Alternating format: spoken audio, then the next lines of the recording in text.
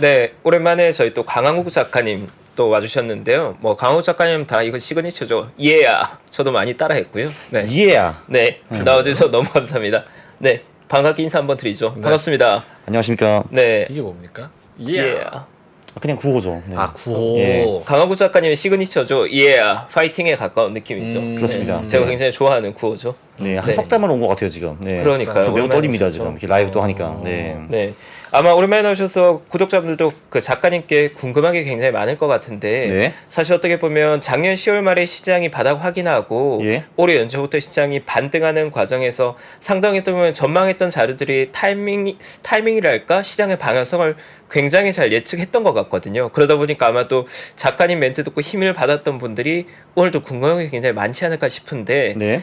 일단 시장 뭐 지금 당장 봤을 때 10월 시장부터는 대응을 좀 어떤 쪽으로 보고 계십니까? 작가님은? 10월부터는 그러니까 저는 이제 사실 늘 11월 4월의 팬이잖아요. 이제 네. 5월 10월을 썩 별로 좋아하지는 않고. 근데 이제 11월 4월에는 저는 사실 미국 쪽은 좀 좋게 보는데 한국 쪽은 그거보다는 좀 덜 좋게 보는 경향이 있습니다 지금. 네. 네. 그거를 좀 이제 설명을 좀 드려야겠죠. 네. 그럼 바로 네. 한번 가보시죠. 그렇죠. 일단 네. 뭐 그 지금까지 제가 한 1년 전부터 한 7번 정도 이제 온 것 같더라고요. 그래서 봐가지고 이제 제가 2022년 10월 말에 뭐 매수 시그널 3개가 겹친다 해가지고 뭐 우주의 기운이 온다 뭐 그런 얘기를 이제 했었는데 자료 띄워주시면은 네, 좋을 것 한번 같고요. 볼게요. 네, 그래서 이제 이랬어요. 근데 그때도 계셨네요 보니까 근데 그래서 장기 때 좀 올랐어요 이게 저만 보니까. 기억하는 거 아니죠? 저는 네? 자주 뵀는데. 아, 예, 이거 말고 자주 왔죠. 그리고 1월 2일 날 제가 3프로 이제 첫 회 방송 여기 나왔었어요 아침에 근데 그때 23년은 갑니다라고 했거든요. 이제 박세익 대표님이랑 그래서 욕을 엄청 먹었어요. 22년에 이제 장이 안 좋아가지고 니들 아무것도 몰라 했는데 갔죠 당연히. 예, 갔고. 그리고 이제 1월 30일 날 또 여기 왔어요. 그래서 이제 그래서 23년에 주시장이 오를 확률이 90% 이상이다라고 하고 2월은 쉬어갈 가능성이 좀 이제 있다라고 했는데 2월에 실제로 조금 쉬어가더라고요. 이것도 네. 맞췄고. 그렇죠. 그리고 이제 3월 14일, 4월 20일 이것도 뭐 여기서 한 것 같네. 클로징 벨이라고 보니까. 네. 그럼요. 그래서 여기서도 이제 그 이 한 달 동안에 수익이 꽤 높다라고 했어요. 여기 근데. 네. 그래서 이제 요것도 이제 얼추 맞았는데 4월 26일에 20일부터 떨어지기 시작했어요. 그래서 이제 뭐 일주일 안 맞았는데 뭐 그렇고 그다음에 이제 5월 10월 보통 안 좋다라고 했어요. 근데 이제 5월부터 7월까지 주식이 좀 좋았거든요. 근데 저는 막 욕하더라고요 사람들이. 근데 그래서 이제 지금 보니까 제가 이제 2,563대 이제 팔고 나갔었거든요. 근데 그 이제 2,480이고 코스닥도 885에서 835 갔다. 그래서 10월이 좀 진행 중이긴 하지만 뭐 크게 틀린 것 같지는 않다라는 게 이거였고요. 그리고 6월 말에 또 한 번 여기 마지막으로 왔었어요. 그래서 그때 이제 5월 10월에 올해는 끔찍하진 않고 미국은 보통 7월 10월이 별로다라고 했거든요. 그때 그것도 뭐 얼추 대충은 이제 맞았던 것 같아요. 그쵸. 그래서 특히 이제 요거는 그때는 제가 말 안 했는데 9월이 사실 제일 안 좋거든요. 근데 9월. 네, 그때 제가 그래서 이제 코스닥과 나스닥에 숏을 좀 하다가 이제 한글날 10월 9일 10일에 청산하고 지금 다시 이제 롱으로 들어갈 준비를 하고 다시 있어요. 돌아오셨습니까? 네. 그래서 요거는 이제 제가 과거에 지금 한 얘기고요. 과거에 한 얘기고 이제 미래에 대한 얘기를 좀 이제 해야겠죠. 좋아요. 네. 그래서 이제 23년 4분기, 24년 어떻게 되는가 뭐 이런 게 이제 중요한 거잖아요. 여태까지 2023년 1월부터 왔을 때는 거의 대부분 맞았고 네. 자 이제는 4분기 플러스 내년까지 어떻게 되느냐. 그렇죠. 그 솔직히 저도 이렇게 다 맞을 가능성이 없다고 봤는데 올해는 어쩌다가 잘 된 겁니다. 참고로. 그래서 이제 제가 이제 올해부터 또 다 틀릴 수도 있어요. 그러나 일단 그래도 제가 할 말은 하겠습니다. 일단. 맞춘 네. 것만 얘기한다고 틀린 것도 있어요? 별로 없어요, 사실. 네. 왜냐면 저도 알잖아요, 제가 뭘 예측했는지.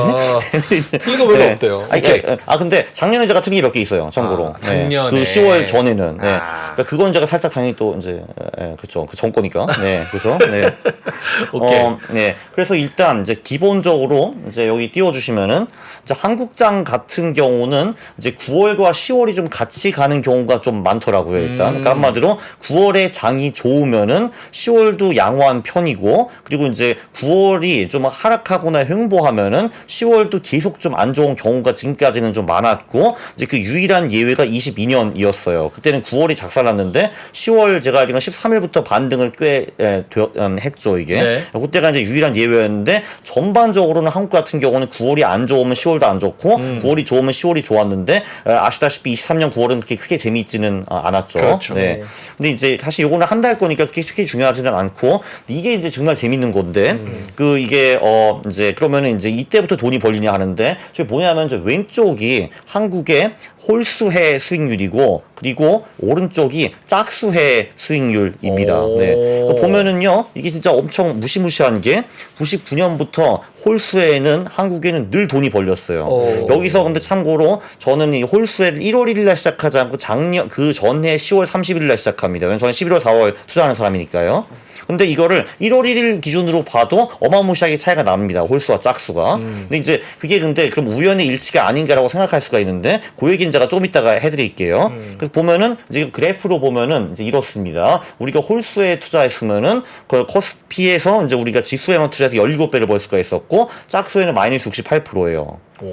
근데 이게 코스닥으로 가면은 차이가 더 극명해집니다. 이것도 보면은 이제 홀수에 투자하면은 내 돈이 17배가 되고 17.8배가 되고 짝수에로 가면은 마이너스 96%가 됩니다. 보시면은 여기 98년부터 2022년까지 코스닥에 짝수의 수익률이 나오는데 이때 좋을 때가 별로 없어요. 보시면은. 근데 그리고 2020년만 좋았는데 그때는 잘 아시다시피 전 세계 중앙은행에서 코로나 때문에 수조 달러를 갖다 부었잖아요. 그러니까 이제 한마디로 그 이제 키를 계속 쓰면서 돈을 풀었기 때문에 당연히 코스닥도 올랐는데 이거 빼고는 코스닥이 짝수에 제대로 상승할 때가 단 한 번도 없었습니다.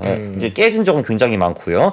그래프로 보면은 이렇죠. 17대 빼 베아조스 마이너스 96% 이렇게 나오는데 그리고 이제 저는 이제 11월 4월에 투자를 하는 사람이잖아요. 근데 그래서 그것도 홀수 짝수로 그 비교를 해봤어요. 이제 보면은 이제 그 왼쪽이 이제 홀수 11월 4월의 코스피 수익률이고 오른쪽이 5월 짝수의 11월 4월인데 짝수에는 11월 4월도 돈이 그렇게 대단히 잘 벌리지 않습니다. 네. 코스닥도 마찬가지예요. 확실히 홀수 11월 4월에 돈이 잘 벌리고 짝수 11월 4월은 좀 이제 별로입니다. 네. 그러면 이거 1억을 딱 들으면 이제 구독자는 궁금해할 게 네. 이게 우연의 일치인 건지 아니면 네. 이유가 있는지 궁금해할 것 같은데 작가님 맞아요. 어떻게 네. 보십니까? 저는 이유가 있다라고 보고요. 네. 저도 궁금하잖아요. 참고로 저 얘기를 박세익 대표님이 하고 다니셨대요. 근데 네. 이제 저는 그걸 나중에 알게 되었어요. 그러니까 제가 이거를 제 유튜브 채널에 신나게 촬영을 했는데 그 이제 카메라맨이 그걸 보더니 이거 박세익 대표님 하신 얘기던데 하니까 뭐라고? 그럼 지금 말해 임마 했죠. 그래서 네. 입맛까지 하셨어요? 네? 입맛까지? 입맛? 아니요. 제가 이제 그 대표님 하고 그 말씀 하고 다니셨는데 제가 모르는 거 여쭤봤는데 저도 근데 독자적으로 찾아내는 거죠. 그래서 보니까 너무 신기한 거예요. 홀수와 짝수가 왜 이렇게 차이가 나는지. 그래서 저는 그거를 이제 한국뿐만이 아니라 해외도 다 봤죠. 그러니까 미국, 일본, 독일, 그 심지어 코인까지 봤는데 모든 시장에서 이게 다 일치해요. 그래서 이제 보면은 왜 그럴까? 이제 이제 미국 같은 경우도 이제 보면은 이게 S&P 500이거든요. 그러니까 요쪽이 이제 그 왼쪽이 홀수고 오른쪽이 짝수입니다. 보면은 이제 미국은 한국처럼 이렇게 심하지는 않아요. 근데 그래도 98년부터 우리가 홀수에 투자했으면 우리 자산이 4배가 되고 짝수에 가면 1.16배밖에 안 됩니다.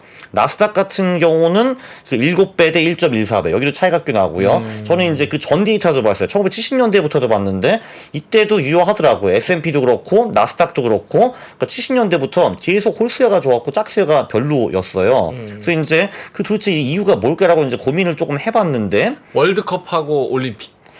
그거는 아닌 것 같습니다. 그것도 이제 맞기는 맞는데, 그게 이제 우리 그 글로벌 경제에 큰 영향을 미치지는 않잖아요. 네.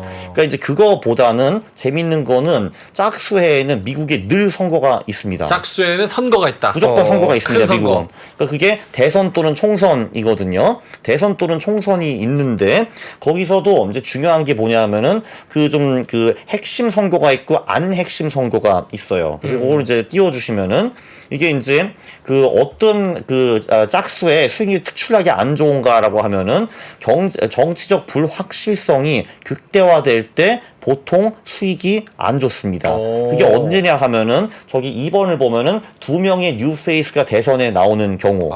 그거는 논리적으로 납득이 되잖아요. 왜냐면 그러면 이제 바이든이라는 분이 이름을 8년을 했다고 치고 이제 그분이 물러나시면은 이제 공화당과 민주당에서 우리가 모르는 새로운 사람이 나와서 대통령 선거에 나올 거 아니에요. 그럼 정치적 불확실성이 그때는 커질 수밖에 없습니다. 또 하나가 있는데 대통령의 첫 임기의 중간 선거. 네, 그건 이제 뭐냐면은 이제 그 대통령이 이제 딱 대통령이 돼서 보통 1, 2년 차는 파워가 굉장히 세거든요. 사람들이 그 사람 뽑아줬기 때문에. 근데 이제 중간 선거에서 여당이 표를 잃게 되면은 이 사람이 레임덕이 될 수도 있고, 근데 만약에 여당이 잘 버텨주면은 본인의 정책을 잘 끌어갈 수도 있고, 그래서 그 2년 차에 이 사람이 힘을 받는지 안 받는지 그게 크게 결정이 되거든요. 그래서 이때도 정치적 불확실성이 꽤 큽니다. 네, 네. 그래서 이제 미국 같은 경우도 그런 식으로 이거를 좋은 짝수와 나쁜 짝수로 나눌 수가 있어요. 그래서 예를 들면은 저기 이제 띄워주시면은, 그러니까 왼쪽이 나쁜 짝수해입니다. 그러니까 한마디로 대통령 첫 임기 중간 선거 또는 두 명의 뉴페이스가 대선에 나오는 경우, 그때는 보시면은 장이 하락했던 정이 상당히 많습니다. 보면요. 네. 그러면 여기까지 내용을 정리하면 네. 짝수와 홀수회를 비교하면 홀수회가 더 좋긴 한데 다행히 내년은 그래도 짝수회 치고는 나쁜 짝수회는 아니다. 왜냐하면 저렇게 나쁜 케이스에 해당되지 않으니까. 왜 정확히 해당이 안 하셨네요. 돼요? 내년은요, 일단 바이든이라는 분, 한마디로 올드 페이스가 한 분 나오시고요. 그러니까 이미 지금 대통령 하는 사람이. 그리고 지금 트럼프까지 나온다고 하면은 둘 다 대통령 한번 해본 사람들이에요. 근데 가장 정치적 불확실성이 강화될 때는 언제냐 하면은 대통령 한 번도 안 해본 사람들. 그러니까 시장이 잘 모르는 사람들. 이렇게 나올 때. 저 네. 1번이 대통령의 첫 임기의 중간 선거.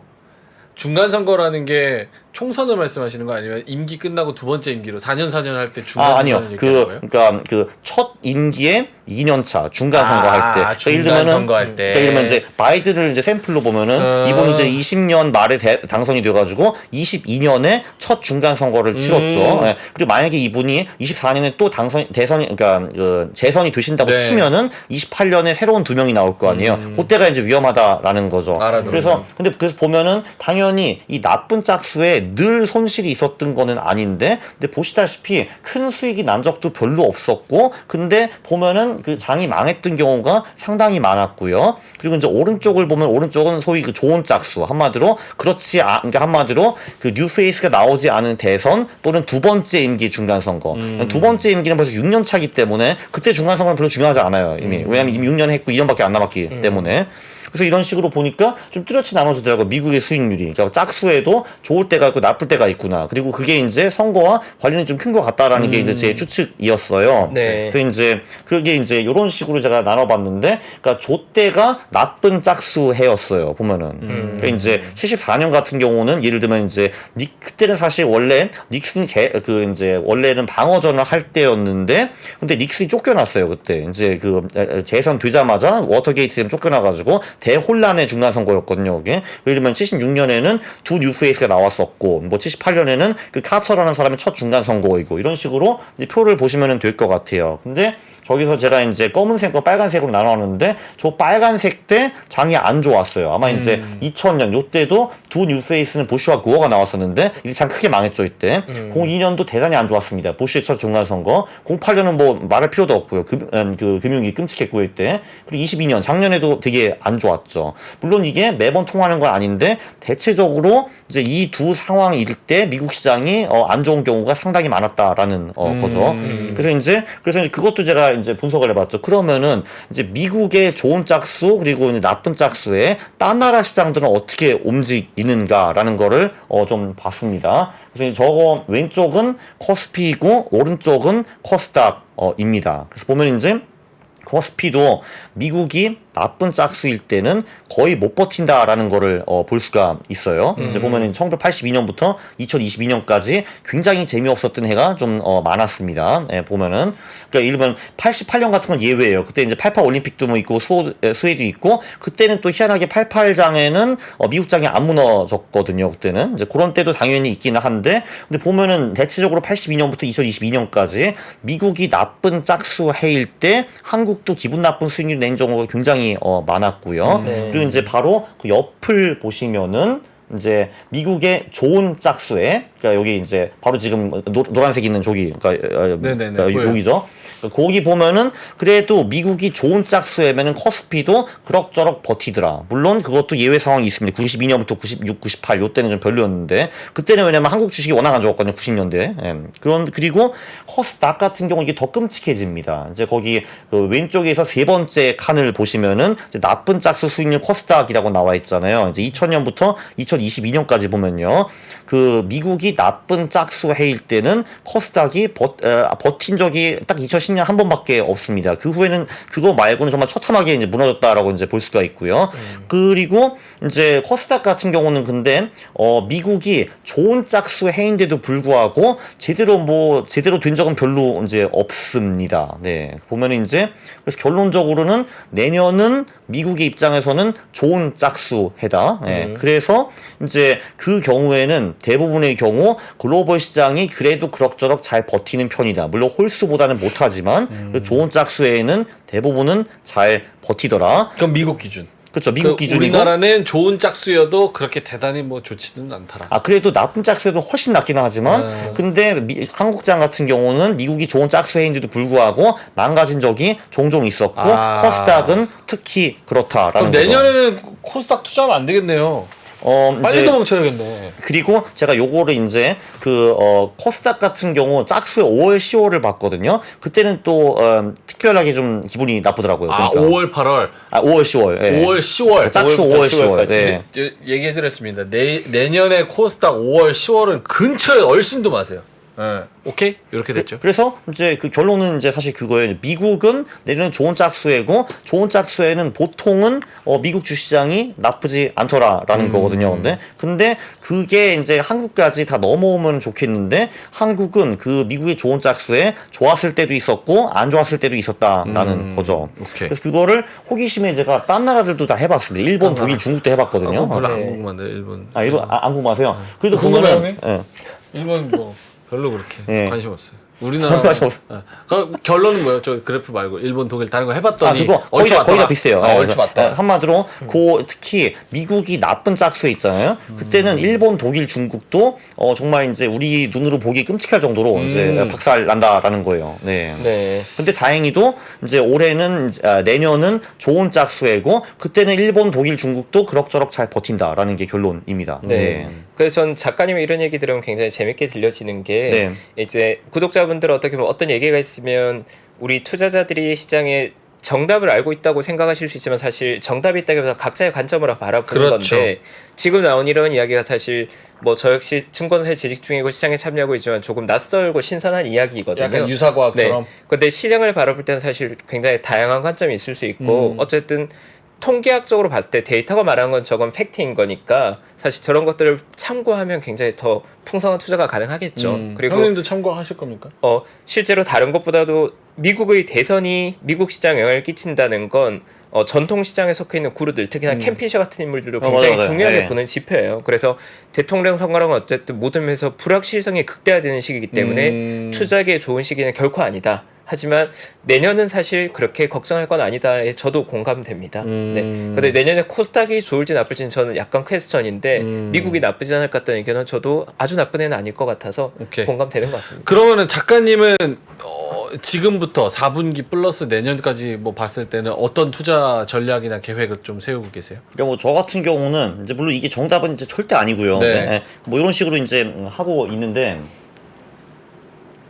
그냥 하시면 돼요. 예, 하면 오케이. 되고 그러니까 여기 보면은 이제 저는 자산 배분을 이제 주로 하는 사람이잖아요. 네. 그래서 이제 주식, 채권, 실물 자산 이렇게 이제 들어가요. 네. 근데 이제 여기서 보면은 이제 그 주식도 그렇고 채권도 그렇고 이제 둘 다 한국과 미국에 이제 분산 투자를 할 거예요. 반반씩 하는 거. 네. 근데 그러면 이제 조금 전에 네가 한 말과 좀 이제 어긋나지 않느냐. 왜냐면 너는 지금 한국 지수를 별로 그렇게 좋게 보지 않았냐라고 한 그렇네요. 거잖아요. 근데 그래서 보면은 저 한국 주식에 뜬금없이 70, 30 김슬기 전략이라는 것이 들어 있습니다. 김슬기 전략은 뭡니까? 너무 귀여운 이름. 그 김슬기라는 분은 제 수강생 중에 하나인데 저분이 저 전략을 만들었어요. 근데 저 전략이 한마디로 이제 뭐냐 하면은 70%는 예. 70%는 제가 그냥 늘 하는 소형주 퀀트 하는 거고 30%는 코스닥 인버스를 섞는 전략이에요. 네. 그러니까 왜냐면은 제가 조금 전에 이제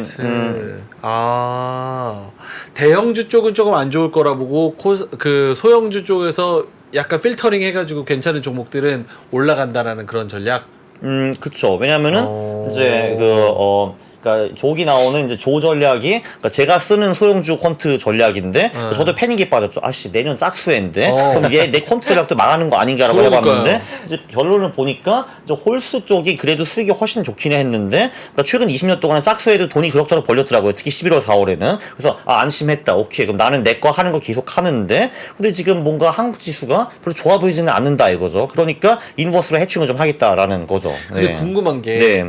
그러면 지금 좋은 짝수회여도 짝수회면 그래도 미국이 좀 더 코스닥 코스피보다 훨씬 나으니까 네. 그러면 미국으로 가서 미국 주식들 하면 되는데 왜 굳이 한국에서 놀아야 돼요? 그래서 이제 보시면은 네, 화면 한번 볼게요. 그래서 보면은 일단 반은 미국이 들어가 있어요 여기도 아. 근데 보면은 여기 이제 그 주식 비중이 60이잖아요 보면 30, 네네. 20, 10이니까 그 중에 30은 미국이잖아요 저기 S&P 500이랑 저기 그 뭐 저기도 이제 아. 소형주 퀀트 하고 있는데 그리고 이제 그런데 그래서 미국은 제가 보면 여기 인버스가 없잖아요 왜냐면 전 미국장은 좋게 보기 때문에 네. 근데 한국장은 그 저는 살짝 좀 이제 의문이 있기 때문에 인버스로 해충을 좀 하겠다라는 거죠 그래도 좀 렁이긴 하지만 코스닥 네. 인버스가 30% 들어가 있네요. 그렇네요. 그죠, 그죠. 네. 실기 전략에. 그쵸 네. 네. 네, 김성기님 감사드립니다. 이런 훌륭한 전략을 봐주셔가지고 전체 네. 비중 중에 30%는 김슬기 전략으로 가져가고 그 안에서 또 코스닥 소형주 그리고 코스닥 인버스 이렇게 같이 7대 3으로 가져가겠다. 맞아요. 그래서 사실은 코스닥 인버스가 전체 비중의 9%죠. 30 곱하기 30이니까. 아. 네. 그래서 뭐 제가 뭐 시장이 뭐 대단히 나쁘다. 그래서 이제 우리 다 죽는다 이런 건 이제 아니고 이제 그래도 뭐 그 좀 역사상 그 짝수에 한국 시장이 그렇게 엄청 재밌던 적이 이제 별로 없기 때문에 해충을 좀 해야겠다. 뭐 이런 거죠. 네. 오케이 저 전략. 네. 김슬기 씨는 어떻게 수익이 좀 납니까? 몰라요. 네. 아 수강생이라 그랬잖아요. 김슬기 전략.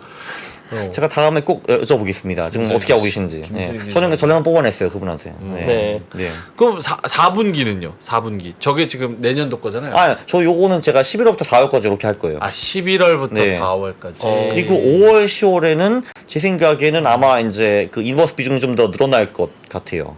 왜냐면은 짝수 5월, 10월에 코스닥이 재밌었던 적은 별로 없습니다. 네. 그거는 미국이 좋은 애였든 나쁜 애였든 다 그냥 별로였어요. 네. 네. 그러면 결론으로 그냥 정리를 하면 어떻게 보면 내년은 짝수니까 그렇게 좋은 해는 아닌데 다행히 나쁜 해보다는 좋은 짝수해니까 미국 쪽을 한국보다 좀 더 선호하는데 특히나 11월부터 4월까지가 좋은 거니까 10월에 바닥을 확인하고 11월부터는 투자를 좀 적극적으로 가도 된다는 의견. 그래서 11월부터 4월까지 대략 한 6개월 정도의 기간은 꽤나 나쁘지 않은 기간이 될 것 같아. 특히 미국을 봤을 때 그렇게 정리하면 되겠네요. 네, 맞아요. 그리고 네. 사실 이제 이 대선 때문에 그 걱정을 하시는 분들이 상당히 아마 있을 거예요. 왜냐하면 아무래도 일단 그거는 굉장히 큰 빅 이벤트이기 때문에. 네. 근데 이제 미국도 이렇게 올드 페이스들이 대선에 나왔을 때는 장이 잘 가더라라는 겁니다. 이건 네. 중요한 것 같아요. 그죠? 그러니까 네. 미국의 대선이란 건 사실 어떤 투자자나 다 굉장히 경직되게 만든 이슈긴 하거든요. 왜냐하면 어쨌든 갈등과 충돌이 일어나는 해니까. 근데 뉴페이스의 선거와 올드페이스의 선거가 다르다는 건 저도 처음 알았거든요. 그거는 굉장히 유용한 정보인 그렇네요. 것 같아요. 네.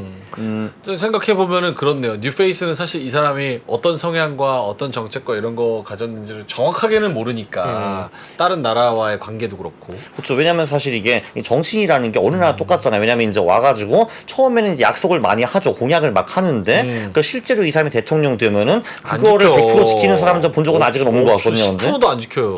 아니 10%는 더 지키겠죠. 근데 아니에요.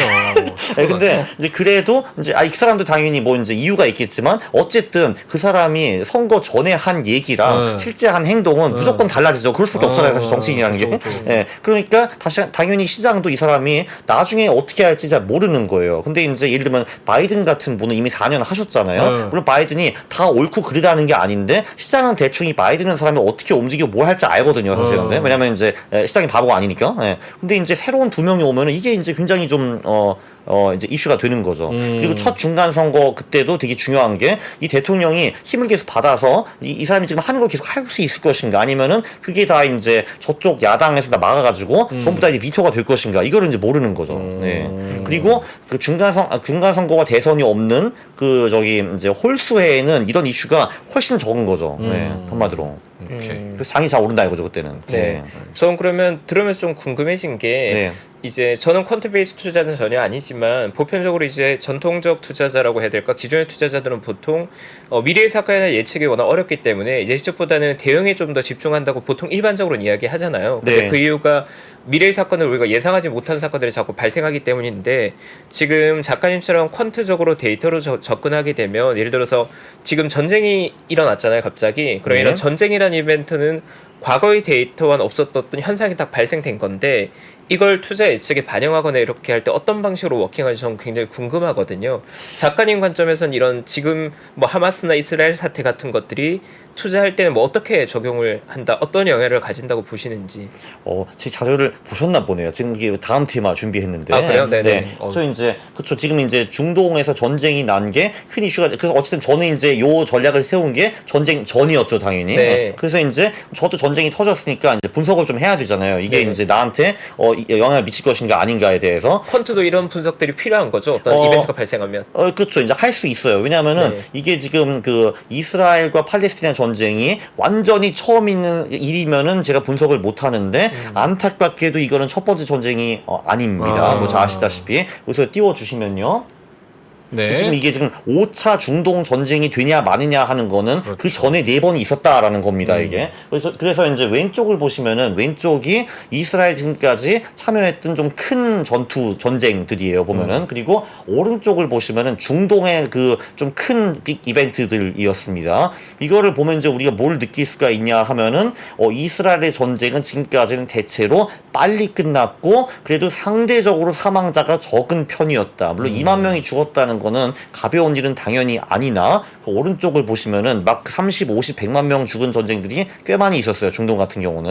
그래서 이제 그거를 하나 느낄 수가 있었고 그 정말 뭐 6일, 8일 만에 끝난 전쟁들이 좀 많더라고요. 이쪽은 보니까. 근데. 네. 그래서 이제 고민을 해봤죠. 중동에 대해서. 중동은요. 이제 우리가 보면은 한 70년대부터 중요해집니다. 글로벌 경제에. 왜냐면은 50년대 제가 저기서 안 보이긴 하는데 석유의 생산량을 봤는데 50년대만 해도 이 중동해를 다 합쳐도 진짜 뭐 미국의 뭐 3분의 1 정도밖에 안 돼요. 생산량이 보면은 60년대니까 합치니까 미국의 4분의 3 수준으로 올라왔고 70년대니까 미국의 1.5배 정도 도달했더라고요. 석유 생산량이 보니까. 물론 이때도 미국이 1등이긴 했는데 그래도 뭐 사우디, 뭐 이란, 뭐 이라크 이런 데 합치면 다 그 정도 되더라고요.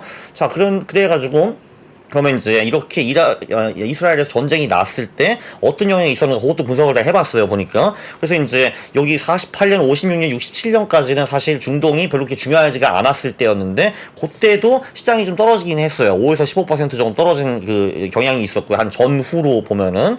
그리고 사실 재밌는 게 67년에 아랍이 그때 오일 엠바고를 시도를 했더라고요. 이스라엘을 편든 애들한테 우리 석유 안 팔래 했거든요, 근데 그때는 끝발이 안 먹혔어요. 왜냐면 석유 생산량이 적었기 때문에. 실패. 근데 이게 이제 73년에 요때도 염키푸어 전쟁이 있어가지고 20일 만에 이스라엘이 이겼거든요. 네. 근데 이때는 이 왼쪽 그래프를 보시면은 저때 전쟁이 터져서 빨간 막대기 있을 때 그때는 주식이 정작 안 움직였는데 이때는 아랍이 보복을 했어요. 야 이제 석유 안 팔아 이런 식으로 해가지고 이때는 석유값이 4배 올랐어요. 그래서 지금 보면 휘발유가 2,000원에서 8,000원 되는 거잖아요. 이때는 세계 경제가 나락으로 갔습니다. 이때는 주식이 굉장히 망가졌고 그리고 그 후에 저기 이제 이란 이라크 전쟁이 터졌어요. 1980년에. 네. 그래서 요때는 전후에 그 이제 이란 혁명도 있어가지고 이란의 생산량이 막 떨어져가지고 이때 이제 2차 그 오일 크라이시스가 생겨가지고 이때도 주시장이 망했어요. 한 30% 정도 떨어졌어요. 82년까지. 그래서 요때는 중동이 세계 경제에 큰 영향을 발휘를 했습니다. 네. 근데 이제 그 후루가 보니까 이제 그 다음 큰 전쟁이 걸프전 2번 있었거든요.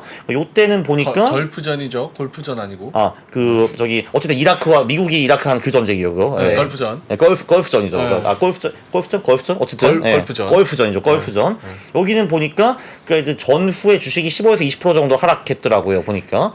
예, 그래서 이제 이때부터도 이제 아무래도 중동의 파워가 좀 확실히 좀 내려가기 시작했어요. 이때를 보면은. 그리고 그 후에도 이제 시리안 내전도 있었고 또 2013년부터 17년까지 이라크 전쟁도 있었고 ISI가 전쟁도 있었어요. 여기서 사람들 많이 죽었거든요, 사실 근데. 네. 근데 이때는 주식 시장이 거의 움직이지 않았어요. 저 이제 왼쪽을 보시면은 좀 떨어진 거 있지 뭐냐 하는데 저거는 유럽 재정이기 때문에 떨어진 것 같아요. 11년에 보면은. 그러니까 보면은 이제 7, 80년대 요때는 이제 중동이 이제 세계 경제에 미치는 영향이 컸고 그부터 점점 떨어지는 거를 좀 볼 수가 있어요. 네. 네. 근데 그거는 이제 좀 비컨트적으로 해석돼서 좀 미안하기는 한데 근데 사실 이게 이제 글로벌 석유의 사용량도 좀 감소하고 미국 셰일오일 나왔고 신재생 나오고 하니까 그 석유의 파워가 좀 떨어진다고 생각을 해요. 그게. 그래서 이제 그 이제 석유 생산량도 보면은 2000년에는 요때 사우디가 넘버원이었고 네. 근데 지금 20년에는 이제 미국이 넘버원이 다시 돼버렸죠 보면은 그리고 여기 오른쪽을 보면 신재생 에너지 사용이 점점 늘어나고 있다 뭐 이런 얘기인데 그래서 결론은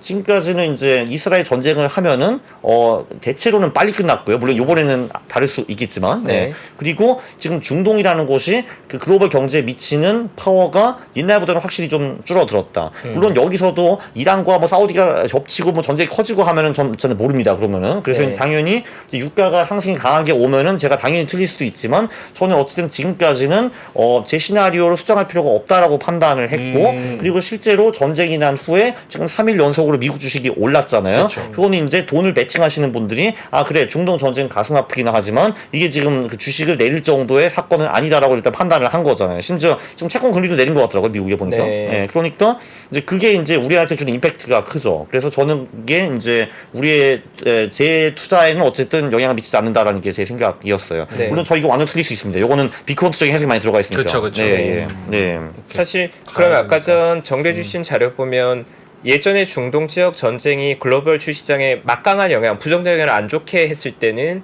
어떤 유가가 폭등하면서 그 영향으로 시장이 망가진 거잖아요. 그렇죠. 그러면 사실 많은 전략가분들이 얘기하는 게 중동 전쟁이 주시장에 큰 악재로 되려면 그 전제 조건이 유가의 급등으로 이어지면 부담이 있는데 지금은 아직 그런 현상은 아니니까 약간 상승이긴 하지만 네. 어제 허재현 인사님도 지난번에 허재현 인사님도 나오셨던 유가 기준 120불 밑에 머무르기만 하면 시장은 크게 영향 없다고 했는데 아까 전 보여주신 작가님 자료로도 유가의 급등이 없으면 시장에 뭐 그렇게 부담을 주진 않는데 이 정도로 보면 되겠네요. 그렇죠. 그리고 그 유가라는 것의 비중이 옛날보다 훨씬 떨어졌죠. 떨어졌다. 옛날에 사실 뭐 신재생도 없었고 그거 말고는 대책이 없잖아요, 사실. 기름 요즘은 뭐- 그래도 기름 딴 너무- 에너지 소스가 있기 때문에. 네, 기름 네. 넘쳐요. 셰일오일도 나왔지. 뭐 퍼올리면은 뭐 팔 수 있지.